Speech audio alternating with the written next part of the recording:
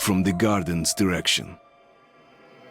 The Dark Ones, huge, towering a full head over the highest man. If there's one thing the Metro series is exceptionally good at, it's creating atmosphere. Where so many games fall flat is where 4A Games' post-apocalyptic shooter soars, moulding a deeply oppressive and hopelessly grim game world out of rusted iron and flickering lights, and swathing it all in a cloak of shadows and fear. It forces you, in the weary boots of young protagonist Artyom, to not only exist within its sombre, sepulchral world, but to survive in it, an altogether less simple task. It's even scarier. Shit! Shit! What's going on here? 2009's Metro 2033 came out of nowhere, delivering a bleak, cold-hearted adventure set in a post-nuclear world where the survivors huddled together in the blackness of the underground metro system, struggling to get by while facing off against surface radiation, mutated beasts, a Nazi resurgence and the enigmatic Dark Ones. It didn't get everything right. The overall experience was let down at times by its unrelenting grimness, inconsistent checkpointing, difficulty spikes and a general lack of polish. Last year's sequel, Metro Last Light, went a long way in correcting the mistakes made by its predecessor, rocking a new engine and improved enemy AI.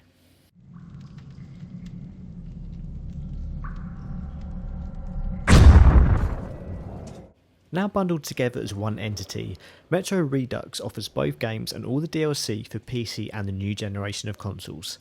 While Last Light remains largely unchanged, 2033 has undergone some serious improvements.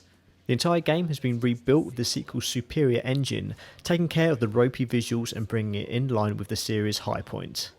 As a result, Artyom's world is even more terrifying, but feels more alive and organic, and that wonderful, frightening atmosphere is even more palpable.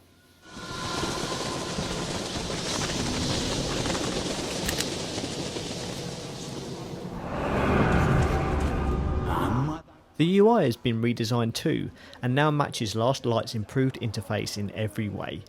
Playing the games back to back, it's hard to tell the difference, although Last Light still looks the superior offering in terms of aesthetics. Across both games, 4A have introduced several new animations, most notably the new up-close kills, and have tightened up on things like enemy movement and ally AI. The sound remains the same however, but then the mostly solid voice work and stellar sound design wasn't in need of an overhaul anyway. It all pales in comparison to the incredible lightning effects though, which prove once again that 4A games could show Starbreeze a thing or two about effective use of shadow.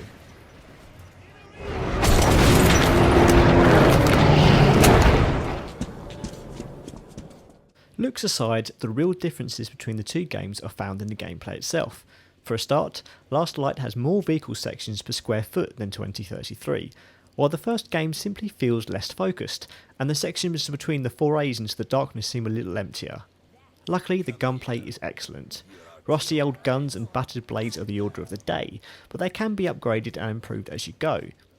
Bullets come in two forms in the world of Metro: the standard, practical kinds, and the higher quality, more powerful variety, which also acts as the main currency. Much more valuable than Fallout 3's disposable bottle caps, forcing you to choose between spending bullets on essential gear or using them to defend against the demonic denizens of Moscow's underground is a masterstroke, upping the stakes and turning what could have been a simple shooter experience into a real survival horror in one subtle move. Good.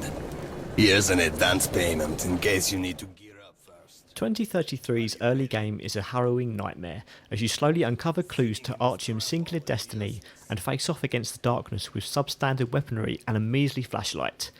Bullets have little impact at this point, and stingy checkpoints can breed frustration, especially when coupled with unpredictable enemy behaviour and Metro's habit of suddenly hurling monsters at you. Now, it's less of a problem in Last Light, but the difficulty may still prove an occasional stumbling block to newcomers. Expeditions to the surface and into sudden radiation hotspots add an extra layer of fear, as your gas mask becomes your best friend. The filters are finite however, as is the power of your flashlight. There's always a background worry nagging in your mind that you're going to lose one or both of them at any moment, either plunging you into the darkness or leaving you choking to death on your knees as the mutants close in. Resource management is just as essential as a good aim.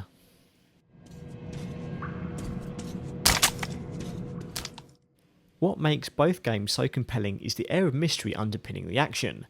Uncovering the truth behind the Dark Ones and piecing together Artyom's fate provides a powerful hook to swing you from one haunted tunnel and intense firefight to the next.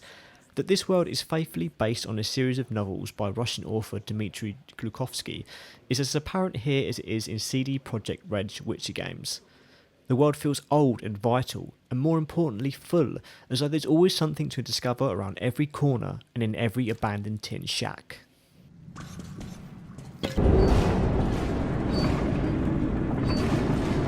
Have a safe trip. A host of game modes promote replayability and make up for a lack in a multiplayer mode.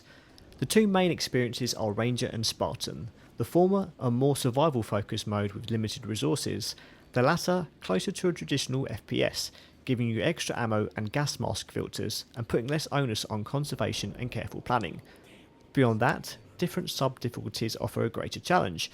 Hardcore mode is the most intriguing and frankly masochistic. This removes the HUD completely, even going so far as to stop you from being able to select weapons from the menu and forces you to rely on your watch and compass to navigate and survive. You can't even see QuickTime events, which is utterly terrifying when a mutant gets hold of you. Some will argue that this is the purest way to play, but it's not for the faint of heart or weak of stomach. What are you talking about? What the hell is going on, bud? What is... Even if you played the original releases, Metro Redux is still an attractive proposition.